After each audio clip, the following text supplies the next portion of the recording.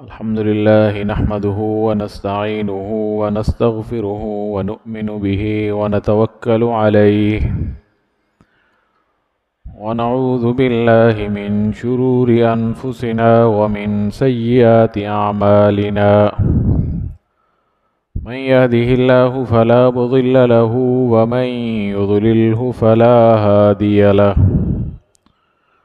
ونشهد أن لا إله إلا الله وحده لا شريك له ونشهد أن سيدنا ومولانا محمدا عبده ورسوله أما بعد فأعوذ بالله من الشيطان الرجيم بسم الله الرحمن الرحيم لله ما في السماوات وما في الأرض وإن تبدوا ما في أنفسكم أو تخفوه يحاسبكم به الله فيغفر لمن يشاء ويعذب من يشاء والله على كل شيء قدير آمن الرسول بما أنزل إليه من ربه والمؤمنون كل آمن بالله وملائكته وكتبه ورسله لا نفرق بين أحد من رسله وقالوا سمعنا وأطعنا غفرانك ربنا وإليك المصير صدق اللہ العظیم۔ میرے انتہائی قابل قدر بزرگوں، دوستوں، بھائیوں،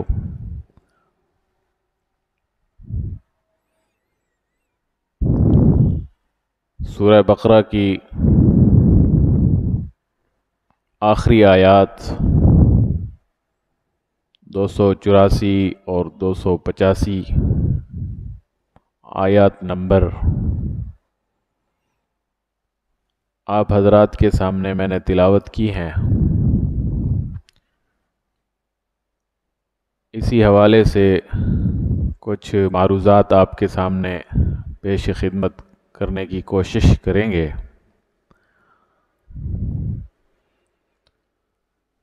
اللہ تعالی نے اس کائنات کو جب وجود بخشا تو ایک مقصد کے تحت اس کو بنایا گیا۔ پھر اس کائنات کے اندر ایک مخلوق کو پیدا کیا گیا جس کو انسان کہتے ہیں۔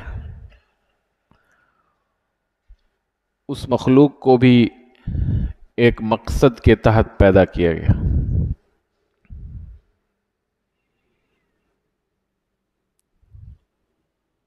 جس چیز کے لیے بنایا جائے، اگر وہ اسی استعمال اور اسی کام میں لگ جائے تو وہ چیز کارآمد رہتی ہے۔ اگر اس کے خلاف استعمال ہو، اس سے وہ کام نہ لیا جائے تو وہ چیز کارآمد نہیں رہتی، وہ پھر بیکار ہو جاتی ہے۔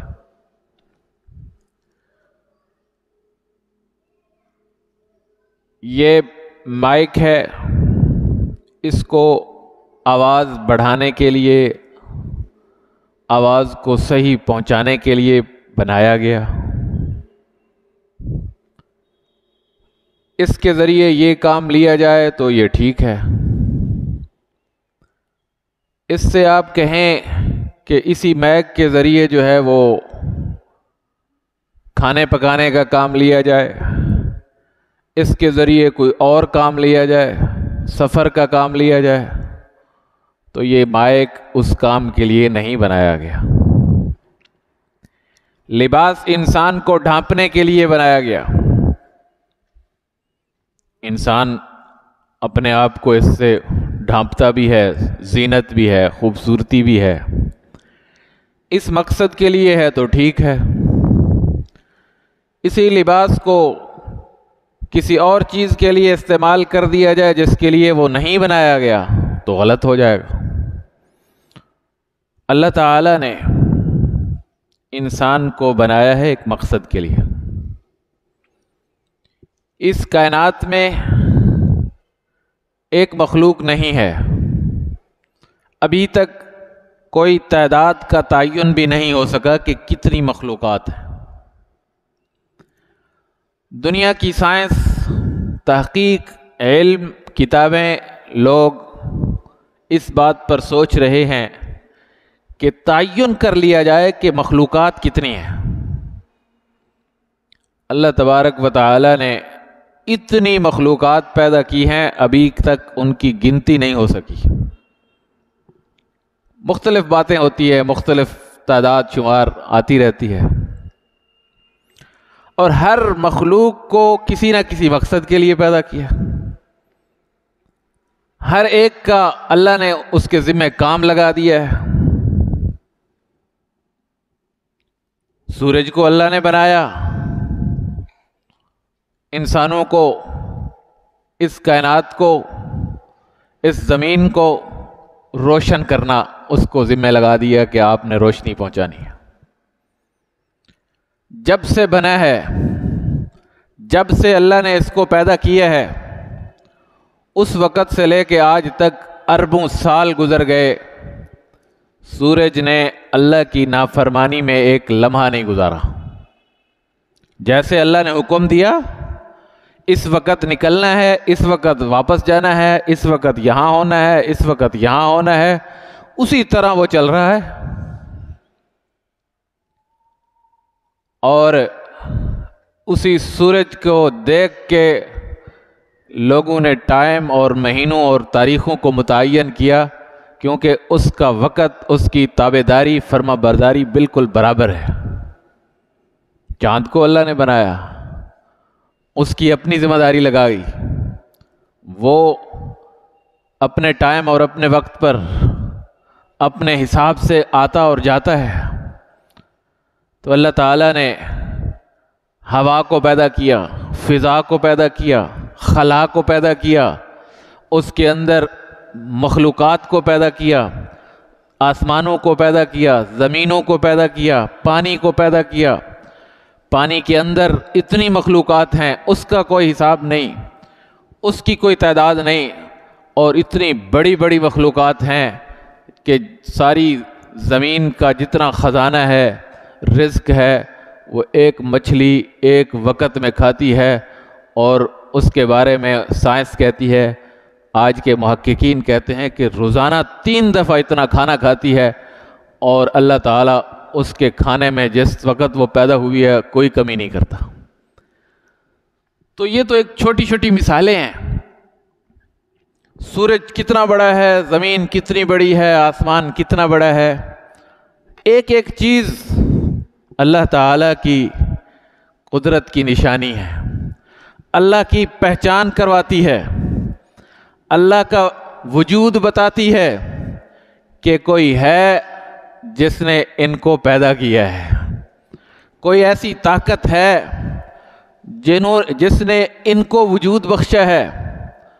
تو اللہ تعالیٰ نے ساری کائنات کو بنا کے اس کائنات کے دلہے کو اس کائنات کے اندر ایک اپنا خلیفہ بنا کے بھیجتے ہیں۔ ساری دنیا کے اندر جیسے ایک محل تیار ہوتا ہے، کوئی بادشاہ اپنے لیے گھر تیار کرواتا ہے، کتنا بڑا بھی گھر تیار کروا لے گا، نہ وہ زمین جتنا ہو سکتا ہے، نہ وہ اس کائنات جتنا ہو سکتا ہے، نہ وہ اس کے خزانوں جتنا ہو سکتا ہے، نہ اس طرح اس کی فضا ہو سکتی ہے، نہ اس طرح اللہ کا نظام ہو سکتا ہے۔ انسان کتنا کچھ کر سکتا ہے، وہ بادشاہ ایک اپنے لیے محل بناتا ہے۔ اللہ تعالیٰ نے اس انسان کے لیے پوری کائنات کو بنا دیا کہ میں نے تمہیں پیدا کیا ہے اور تمہارے لیے کائنات کو بنا دیا۔ اب کائنات بن گئی، انسان کے لیے اللہ تعالیٰ نے اس کو اپنا خلیفہ بنا کے زمین پہ بھیجا، اس کا مقصد صرف ایک بنا دیا کوئی اس کو دوسری ذمہ داری نہیں دی کہ آپ نے جا کے کوئی سورج کے ٹائم کو برابر نہیں کرنا کہ سورج آج وہاں سے نکل رہا ہے تو سارے انسان وہاں جائیں، پہلے اس کے نکالنے کا انتظام کریں، پھر واپس لانے کا انتظام کریں۔ سمندر کا راستہ چاہیے، آپ نے جا کے وہ یہ کرنا ہے، دریاؤں کو راستہ چاہیے، آپ نے یہ کرنا ہے، بارش کو نظام چاہیے، آپ نے یہ، کسی کو کوئی ایسی ذمہ داری نہیں دی۔ اللہ نے صرف ایک ذمہ داری دی، وَمَا خَلَقْتُ الْجِنَّ وَالْإِنسَ إِلَّا لِيَعْبُدُونَ، میں نے جنوں اور انسانوں کو صرف اپنی عبادت کے لیے پیدا کیا۔ کائنات کو وجود بخشا انسانوں کے لیے، اس مخلوقات کے لیے، اور ساری مخلوقات کو تابع کر دیا اس کے۔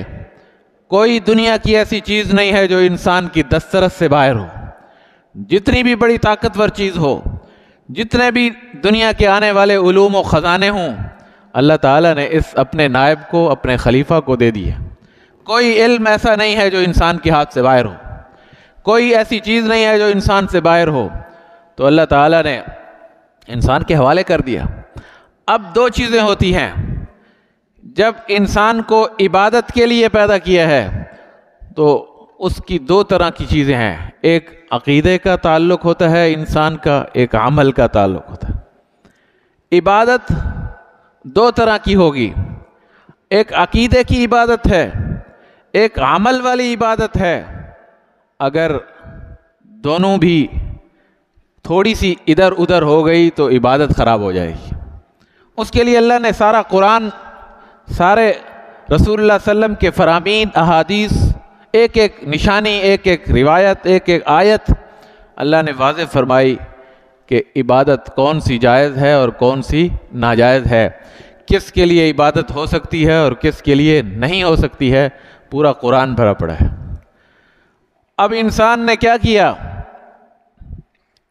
عقیدے اور عمل کے اندر ملاوٹ کی۔ میں نے پہلے عرض کیا تھا کہ جس چیز کے لیے جو چیز بنائی جائے اگر اس کے خلاف استعمال ہوگی تو وہ صحیح نہیں ہوگا۔ تو انسان کو بنایا عبادت کے لیے، اور انسان اس عبادت کے اندر بھی اپنی عبادت پیدا کر لے، اپنا عقیدہ پیدا کر لے، اپنا ارادہ پیدا کر لے، تو وہ پھر انسان کا مقصد پورا نہیں ہوتا، پھر وہ عبادت پوری نہیں ہوتی۔ تو جا بجا قرآن فرماتا ہے للہ ما فی السماوات وما فی الارض، وہ رب جس نے آسمان اور زمین بنائے، دیکھو ان کا نظارہ، دیکھو ان کی خوبصورتی، دیکھو اس چھت کو، دیکھو اس زمین کو، دیکھو، آپ دیکھ کے خدا کو پہچانو، اور ان کے اندر جو خفیہ چیزیں ہیں، جو خزانے ہیں، آپ کے دلوں کے اندر سے لے کے ایک چیونٹی تک، زمین کی تہ کے اندر رہنے والے کیڑے کے خوراک کے انتظام تک، اگر کسی کو علم ہے تو وہ صرف اور صرف اللہ کو ہے، اس کے علاوہ کسی کو نہیں ہے۔ کوئی اس کا انتظام کر سکتا ہے تو وہ صرف اور صرف اللہ کر سکتا ہے۔ اسی کو عقیدہ بنانا، اسی کو عقیدہ سمجھنا، یہی عبادت ہے، یہی عمل ہے، یہی مومن کی نشانی ہے۔ اگر اس کو کوئی عبادت اور عقیدے کے علاوہ سمجھتا ہے تو یہ بالکل غلط ہو جاتا ہے، انسان کا مقصد پورا نہیں ہوتا۔ تو اللہ تعالیٰ نے انسان کو اشرف المخلوقات بنایا، اعزاز دیکھو، اکرام دیکھو، فرشتوں کو کہا کہ اس کو سجدہ کرو، فرشتوں سے سجدہ کروا کے اعزاز بخشا گیا، اللہ نے مقام بخشا۔ پھر فرشتوں کے بعد ایک اور مخلوق تھی، ابلیس، اس نے انکار کر دیا، وہ ایک علیحدہ موضوع ہے۔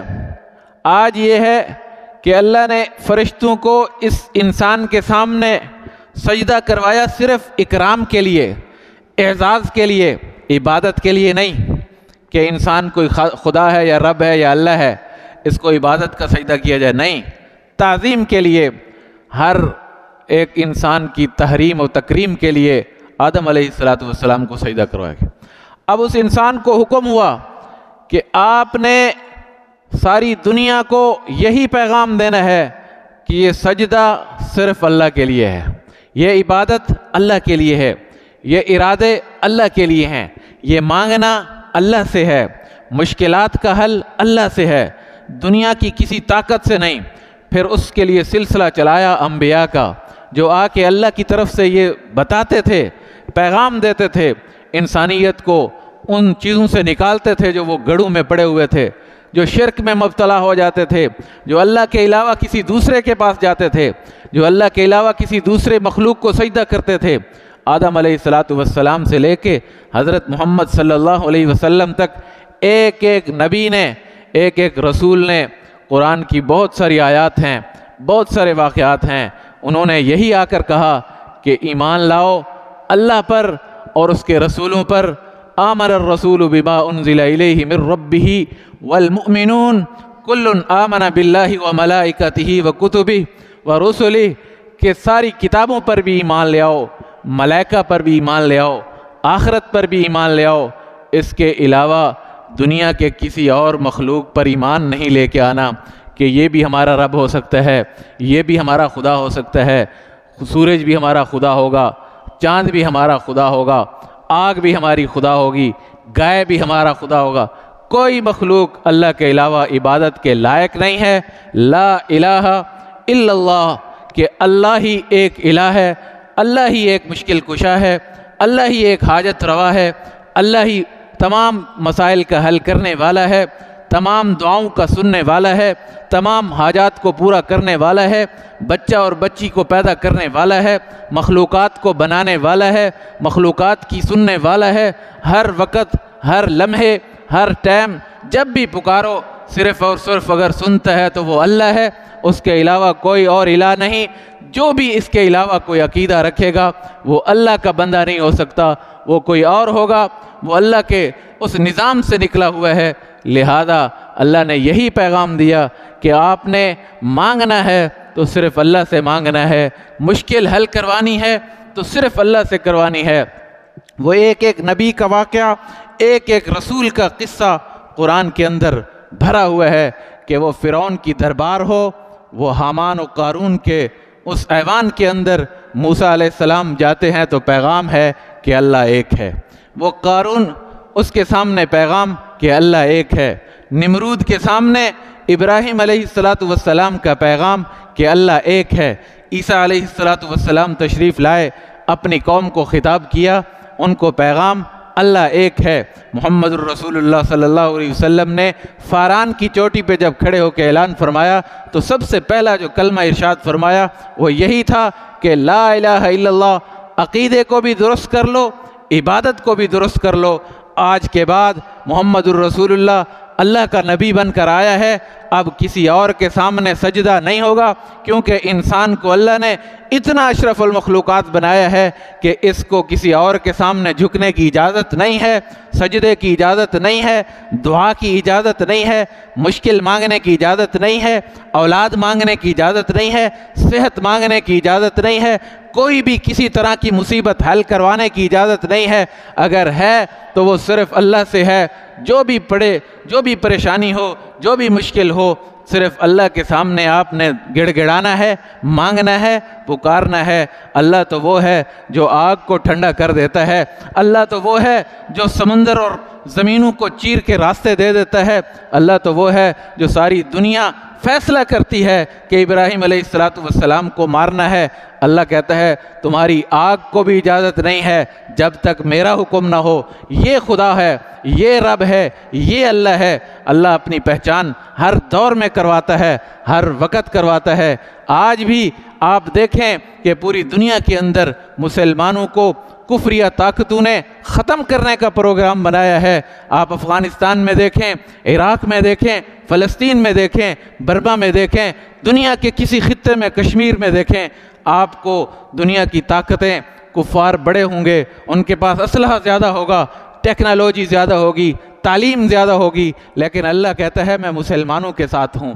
وہ مظلوم ہیں، وہ مسکین ہیں، ان کے پاس کھانے کو کچھ نہیں۔ آپ نے وہ تصویریں دیکھی ہوں گی افغانستان کے ان مجاہدین کی، ان طالبان کے وزیروں کی جن کے پاس کھانے کے لیے روٹی نہیں ہے، وہ دسترخوان پہ ٹکڑے رکھ کے بیٹھے ہوئے ہیں، ان کے پاس کوئی پیسہ نہیں ہے، لیکن دنیا کی ساری طاقتیں وہاں سے بھاگیں، وہ دنیا کا بڑا کفر ٹوٹا، امریکہ وہاں سے گیا، کس وجہ سے؟ صرف اللہ کی وجہ سے، اللہ کی طاقت کی وجہ سے، اللہ کی مدد کی وجہ سے آج دنیا کی سائنس شکست کھا چکی ہے، دنیا کی ٹیکنالوجی شکست کھا چکی ہے۔ اسلام کل بھی زندہ تھا، اسلام آج بھی زندہ ہے، کل بھی اللہ مسلمانوں کے ساتھ تھا، آج بھی مسلمانوں کے ساتھ ہے، کل بھی اللہ تعالیٰ نے مسلمانوں کو بیت المقدس دیا تھا، آج بھی دیں گے۔ کشمیر کل بھی ہمارا تھا، آج بھی ہمارا ہوگا۔ صرف اللہ پہ یقین کی ضرورت ہے، ایمان کی ضرورت ہے، عقیدے کی ضرورت ہے۔ اسی کو قرآن کہتا ہے۔ دعا ہے کہ اللہ تعالی ہمیں صحیح ایمان، کامل ایمان، اللہ پہ پورا پورا یقین کرنے کی توفیق بخشے، اور کسی غیر سے نہیں بلکہ اللہ کے سے ہر چیز مانگنے اور پکارنے کی توفیق دے۔ اللہ تعالی ہمیں سچا اور پکا مسلمان بنائے، عمل کی توفیق عطا فرمائے۔ وآخر دعوانا الحمدللہ رب